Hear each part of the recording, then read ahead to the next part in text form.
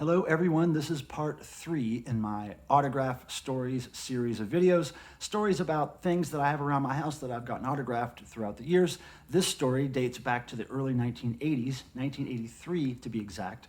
I was living in Charlotte, North Carolina. I was a teenager.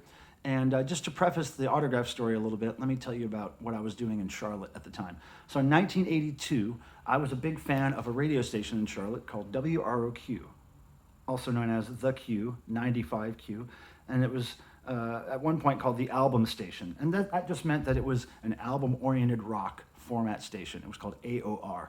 And what that meant was they not only played the hits that were popular in those days and from the 70s, but they also played other tracks off the album. So you got a wide variety of stuff from artists that you liked.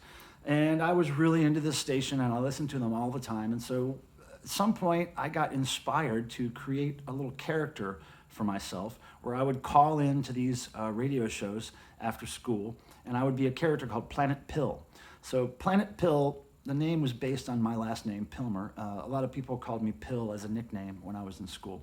So I was Planet Pill, and the whole idea was that Planet Pill was fueled on energy from WROQ, and I called it Q Energized Rock, and I was fueled with this rock and roll energy. And my enemy planet was Planet Hick, and they were fueled by country music. So we had these silly little scenarios that we'd come up with, the little stories, and the DJs helped me work on these things, and this lasted for years. I probably did it from 1982 to 1984, calling up every day with Planet Pill messages. They would air them. I started doing little commercials for things that they were promoting, concerts, and in return, they would give me free tickets to any concert I wanted to see in the 80s, which is why I saw so many concerts in the 80s. Anyway, here comes the autograph story. So I'm going to the radio station after school one day to pick up my tickets to see Billy Idol on the Rebel Yell tour. It was 1983.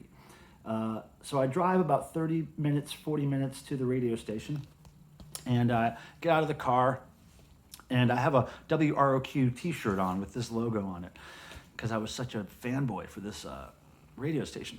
So I'm walking up to the station, and I see, and this is, let me just say, this is the same night of a concert by Billy Idol in Charlotte, North Carolina at the Charlotte Coliseum.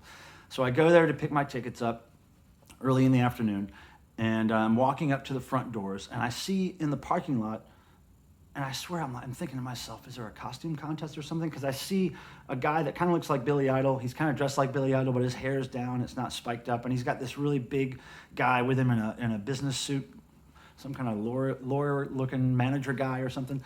So they're walking kind of behind me a ways, and I keep looking back, trying to figure out, is that Billy Idol? Like, I'm just looking, trying to figure out what's going on.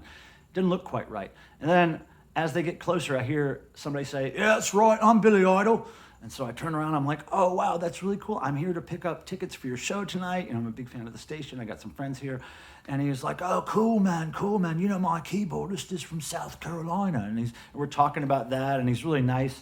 And he signs this little, you can barely see it because it's faded, but he signs this little piece of paper. And actually, let me take this out because this is pretty interesting, the paper itself. So anyway, we're talking at the radio station, and I'm telling him, "Oh yeah, I'm going to your concert tonight. I'm here to pick up tickets and really excited." And he's like, "Yeah, man, really cool, see you later." And he signs this. It says Billy Idol Rock On, right? And it's on, I don't know if you can see, you can barely see it, but it's on WROQ note stationery. You can't really see. There's a WRQ logo in the background there. And I don't want to unwrap it because it's been taped for, I don't know, decades. But Billy Idol, Rock On. So he signs that for me. And that was great. And I was so excited that I just happened to run into him there before the show.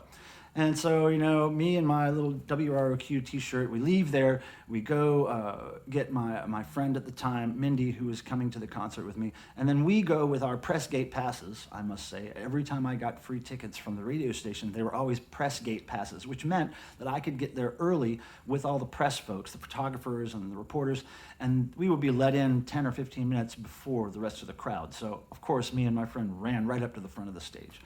And so after waiting around for a while, finally getting in early, running up to the stage right in front at the barricade, me and my friends see this whole Billy Idol concert, Rebel Yell tour, like the peak of Billy Idol's, career.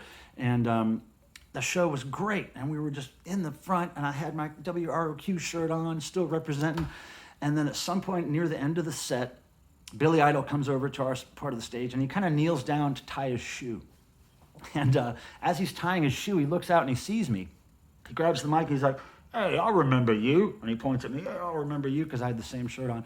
And everybody's like, "Holy shit." And my girlfriend at the time punches me because she was so jealous that I met him earlier that day. And that was the story, though. To be recognized in the front row by Billy Idol and have him say, "I'll remember you," it was like a religious experience for me. So there you have it.